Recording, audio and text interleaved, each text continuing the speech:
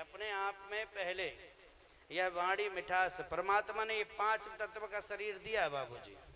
ये 5 तत्व के शरीर में ठाकुर जी ने कहा है कि आंख है, जो आंख है ना, आंख से हमें ऐसा द्रव्य दर्शन करना चाहिए। बड़े भाग से हमें आंख मिली है, बड़े भाग से कान मिले हैं, बड़े भाग से यह मीठी वाणी मिली है प्यारे, बड़े भाग से यह हाथ मिले हैं।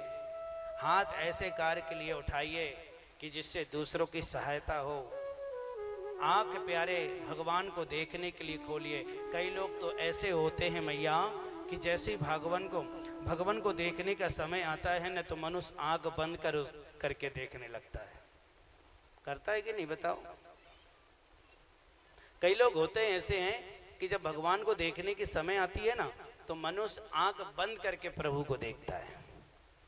लेकिन ये छोटे ठाकुर जी की एक बात मानना, कोई बात मानो अथवा ना मानो, लेकिन एक बात जरूर मानना कि जब प्रभु कोई दर्शन करो ना, तो आंख बंद करके मत करना।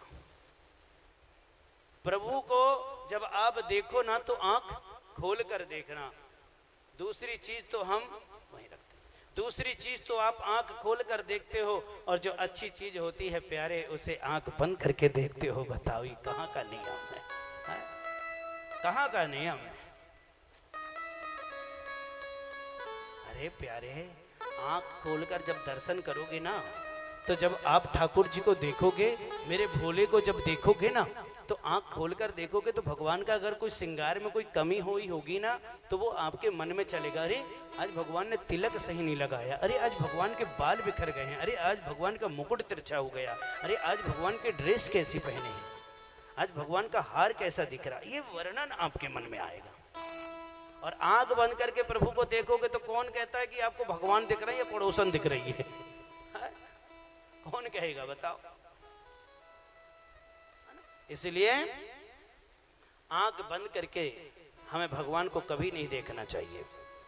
भगवान ने इतनी सुंदर आंख दी है प्यारे, इन आंखों को खोलकर प्रभु के दर्शन करिए, क्योंकि ये सारा कार्य तो मेरे प्रभु श्री हरि ही कराते हैं। हम तो और आप तो एक मध्यम है, तुच्छ प्राणी है। कैसे कराना है, कैसे उसे आगे कार्य को लेकर चलना है, ये सब ठाकुर जी के हाथ में है प्यारे। मानस बड़ी सुंदर होती है महाराज। आपके घर में रामचरितमानस होगी ना, तो आप पढ़ा करो, कम से कम 1 चौपाई तो आप प्रतिदिन पढ़ा करो। 1 चौपाई नहीं भी पढ़ते हो ना, तो 1 लाइन आप डेली पढ़ा करो। ज्यादा मत पढ़ो, 1 लाइन पढ़िए।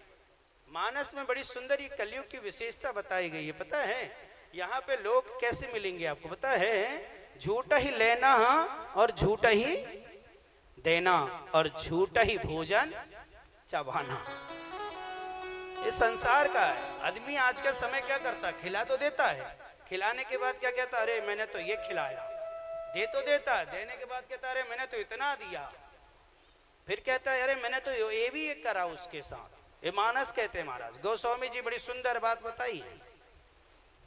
और शिव महापुराण की कथा आप लोग सुन रहे हैं, तो ये साक्षात भगवान शिव जी की कृपा है, ये शिव धाम की कृपा है। आपके मोहल्ले में एक धाम हो गया, बताओ।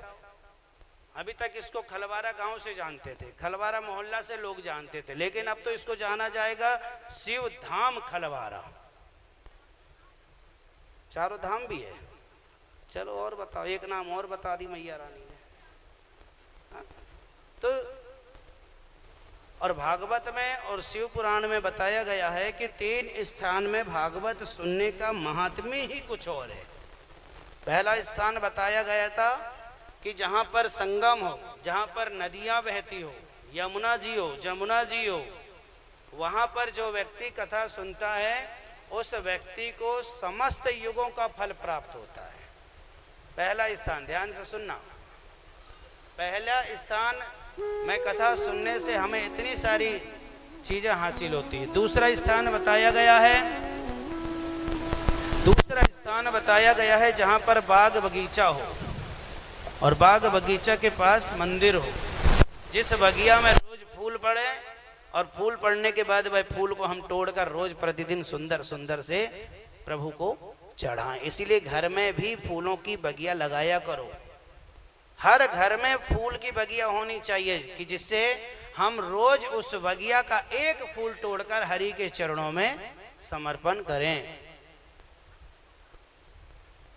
सत्य बोला, गुड।